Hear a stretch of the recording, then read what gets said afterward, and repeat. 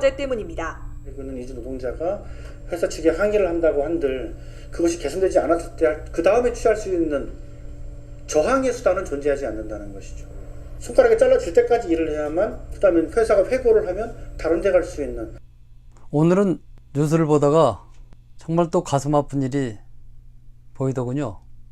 해외 노동자들이 아직도 그렇게 천대를 받고 있나, 참 마음이 씁쓸했습니다. 제가 이민 오기 전에 일하던 사람들이 대부분 인도와 파키스탄 사람들이었습니다. 저희 큰어머니가 사시던 집이 비어 있어서 그쪽에다가 그 공장에서 일하던 사람들을 재워준 적이 있어요. 근데 한 사람 두 사람 모이다 보니까 방 2개에 뭐 때로는 20명도 있었고 때로는 30명도 있었고, 그렇게 정해져 있진 않았지만 자기들끼리 연락을 해서 오고 가고 하면서 그렇게 어렵게 생활을 한 적이 있습니다. 물론 저는 거주를 할 수 있게 방도 고치고 또 연탄도 제가 제공을 해서 그렇게 지낸 적이 있습니다. 돈을 모을 수 있었고 그 돈으로 고향에 보낼 수 있어서 참 행복했습니다. 그 해외 노동자들을 많이 알고 있으니까 주위 공장에서 저한테 사람을 구해달라고 찾아오는 사람들도 있었습니다. 그래서 여기저기 사람들을 많이 보내줬는데 그 당시에 저도 영어를 잘 못해서 배워가면서 조금씩 그 사람들을 도와주러 다녔습니다.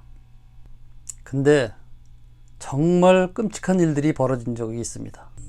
경기도의 한 버섯 농장. 사장이 베트남 노동자를 발로 차더니 욕설과 폭언을 퍼붓기 시작합니다. 사장은 아파하는 모습에도 아랑곳하지 않고 계속 위협을 가합니다. 이를 가르쳐주는 와중에도 노동자들의 머리를 수차례 때리는가 하면 노동자가 작업대에 손을 올려놓았는데도 기계를 그대로 내려버리는 위험천만한 행동까지 합니다.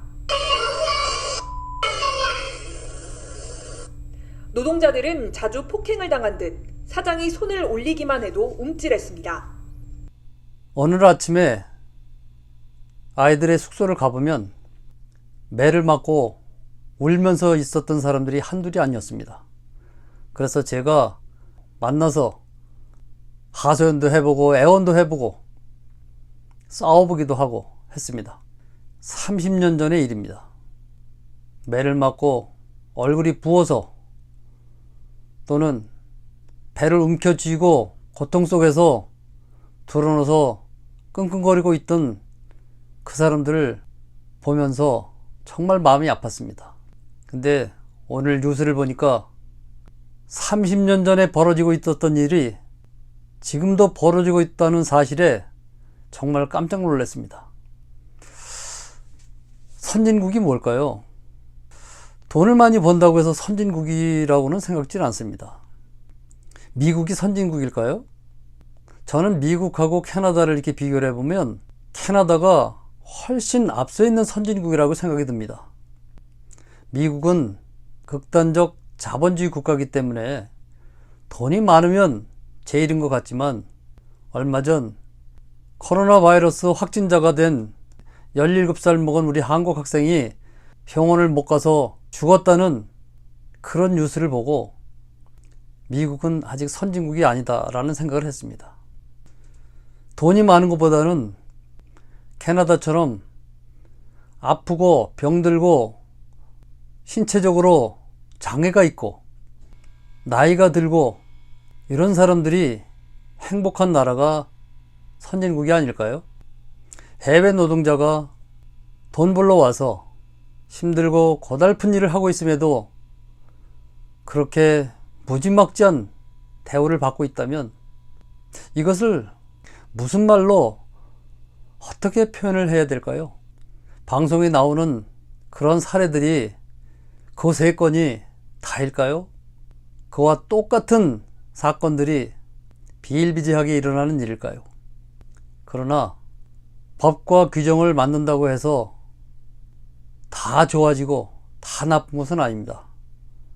결국은 그 법과 제도를 운영하는 사람이 누구냐에 따라서 달라지는 것이죠. 해외 노동자뿐만 아니라 내 회사에, 내 직장에 고용된 직원들이 따뜻하게 보살핌을 받는 그런 사회가 됐으면 좋겠습니다.